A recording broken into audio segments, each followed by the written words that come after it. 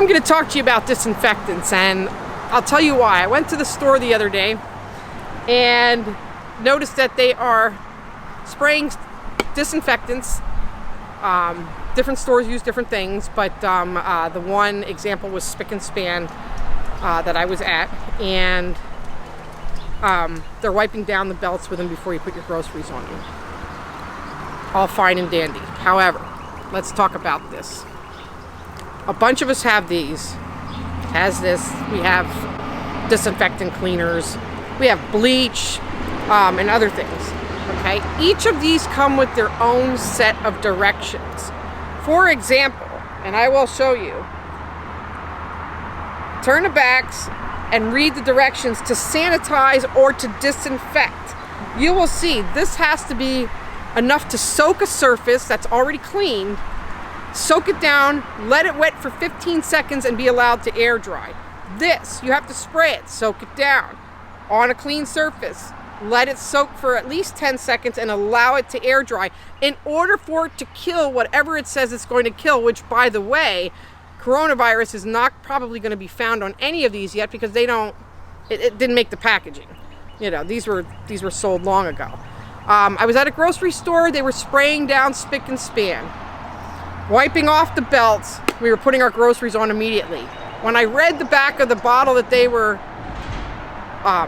spraying on there, it had said literally that the surface must be sprayed down, soaked at least 10 minutes before wiping in order to kill whatever. So what are they doing when they're spraying down these belts with this stuff and smearing stuff around? They're creating a moist environment that they're smearing all over the belt. They could be spreading, for all I know, and they're definitely not killing. What if they're spreading this stuff around?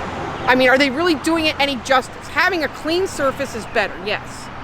But the right thing to do between customers, and we all know how long this would take because it's never going to happen, would be to spray down that part of the belt that was just used and do whatever, let it soak for 10 minutes and then come back. Not going to happen. You know, maybe put up a piece of plastic. Maybe they should put a roll of like saran wrap type stuff, drag it down nice and clean for each customer. There's an idea. You know what? I got to patent that, Al. Al's behind the camera here. I have to patent that. I said it first. Ain't none of you going ahead with that, but I think that's where we're going to go with this. But when you go into a store and you see them doing that, you're not benefiting by it. If anything, you could be harmed by it. This coronavirus is a big thing.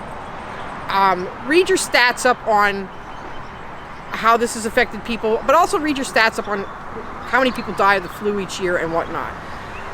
The fact is that it's scarier. We don't have a vaccine for it yet that's in place like we do now for the flu. The flu was pretty scary back, you know, before we had all these vaccines too. Don't panic, people. Just try to do your best.